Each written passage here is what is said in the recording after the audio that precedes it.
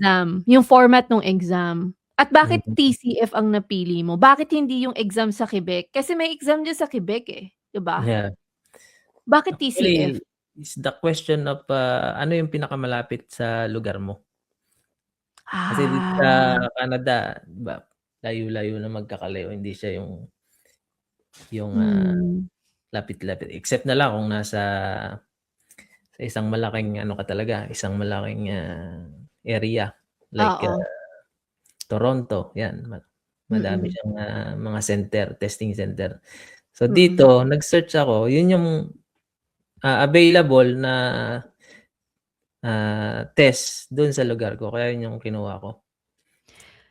Pero kamusta yung sa exam, sa actual exam? Ano yung i-expect ng isang estudyante sa exam? Um Sa oral, Hmm. magla-last siya ng, 12 minutes sa TCF. Natapos mo yung 12 minutes? Ah, natapos naman, oo. Di Pero ka ba naubusan? hindi ka naman patitigilin dun ng, examiner na, "Ay dito ka lang, level 4 ka lang." Hindi naman. Ano ba yun, may follow-up question ganon pagka Sa ano? una, yung unang part is papakilala ka, introduce yourself. Oo, Although just sabihin mo na kasama lahat yung yun. baon mo, je m'appelle, Nelva, je m'appelle Emmaline, je suis Ilabas mo na lahat, professeur de okey. français, j'habite, en Hmm. Colombie-Britannique et cetera, j'ai 36 ans. Yan na, Ilabas na basta ang lahat lahat nung ano mo, yan, oo. okey. Tapos, puwede ka ring bigay ng, open question dun. Halimbawa, Oo. kung may tanong pa kayo, huwag kayong mahiya na tanungin Puwede din ako. Puwede yun, yun. oo. Si vous avez des questions, n'hésitez At least pas à me poser, gano'n. napakita mo na marunong kang mag-form ng question, 'di Oo. ba? Oo. Tapos sa second part naman, ito yung informal, kumbaga Okey. friendly, situation. May ibibigay siya na senaryo kung saan na, ah so yung akin yung mismong ano na lang binigay sa'kin ang i-example ko. Ang in-example sa'kin, may nakita akong ad sa isang, dyaryo, Mhm. ski resort. Ngayon, hihikayatin ko siya na sumama sa'kin. Hmm. Pipilitin ko siya. Tapos siya na yung kaibigan kong yun siyempre yung examiner siya. Oo, Mm. ngayon ang gusto niya makita dun yung "zu" Mm. at hindi yung "vous" kasi nga magkaibigan lang kayo, eh. Oo, Oo. oo. So, yung "vous" kasi, formal siya, 'di ba? Oo. So, hihikayatin mo siya, siya naman magpapapilit. So, gagawin mo lahat yung, paraan para pilitin siya. So, kung hindi naman, basta makita lang niya na, pinipilit mo siya na Hindi naman alam ano mo kung yun, paano, hindi oo. naman yung parang 'pag hindi mo napilit, Hindi.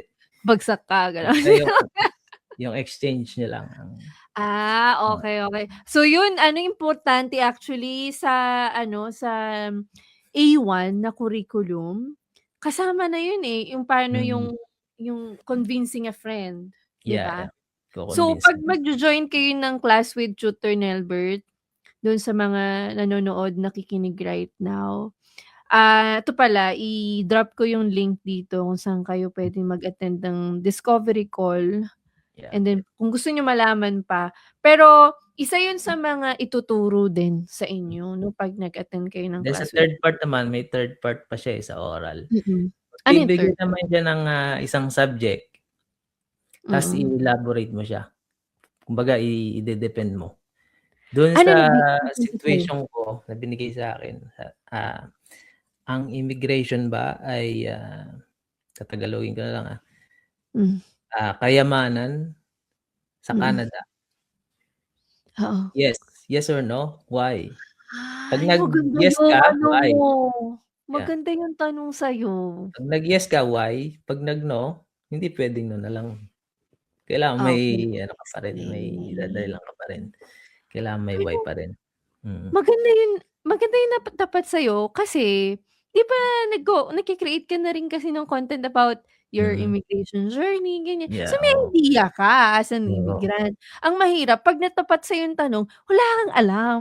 Mm, tama. Nangyayari ba yun? Like sa unang exam mo, ano yung napunta sa'yo? 'Di ba siyempre nagdalawang take ka, 'di ba? Naalala mo Oo. pa yung dalawang tanong? Um, hindi ko na maalala yung una. Yung una? Pero yung pangalawa, yun Pangalawa yun. Oo. natandang-tanda mo? Oo. Oo. Pero isa pa lang yan sa mga tips 'no, siguro sa mga Mm. susunod nating mga magpo-podcast ulit tayo kasi medyo mahabang usapan 'to, pagdating sa Mm, exam, kung 'no? pag-usapan natin An yung 4 na oo. parte ng exam, 4 kasi yun, Oo, eh. medyo madami siya pero at least nabigyan mo kami ng idea sa oral. So, Yeah. 10 minutes yun yung kabuuan nun, 10 minutes? 12 minutes, 12 minutes. 12 Yeah. minutes. Okey. So, ano yung mga ano, kunwari, nakita mo yung difference yung nung sinagot mo yung question mo nung unang take mo sa pangalawang take mo, ano yung mga binago mo from your first take? Um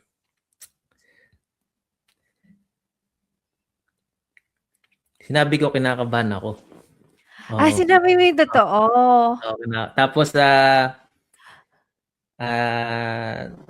kinausap niya ako parang, kinomfort niya muna ako Pinalma ka bago niya? kami mag-proceed. Oo, sabi ko, "Excusez-moi, je suis nerveux, je ne sais pas quoi dire en ce moment. I don't know what to say, at this time." Ah, Kumbaga, okey. para lang, gagawa siya ng paraan para kalmahin ka muna. Sige. Oo, 'di ba Take your time pinakalma ka pa? muna, uminom ka muna ng tubig, huminga ka ng malalim, oo. Ayan, Tapos ayan yun ang parang marerelax ka na. ayan bibigyan kita CLB-10. Which is Pero nung una parang, talagang ano ako, na-block talaga 'pag yung kasi rin minsan, 'pag na-block ka wala na. oo, Kaya oo, oo. hinga talaga ng malalim tapos yung eye contact mo kailangang, i-maintain mo yung eye contact mo sa examiner. Kaya Mm. siguro malaking tulong yung practice, practice, practice talaga, 'no? Mm. Practice talaga, Oo, oo. yung confidence mo dapat tumaas talaga. Ayun, Confident. nagpapa-shoutout si Diaz Janly from Yes. Ontario, oh, 'di ba? Hello, hello. Hello, shoutout sa'yo. Janly. Okey.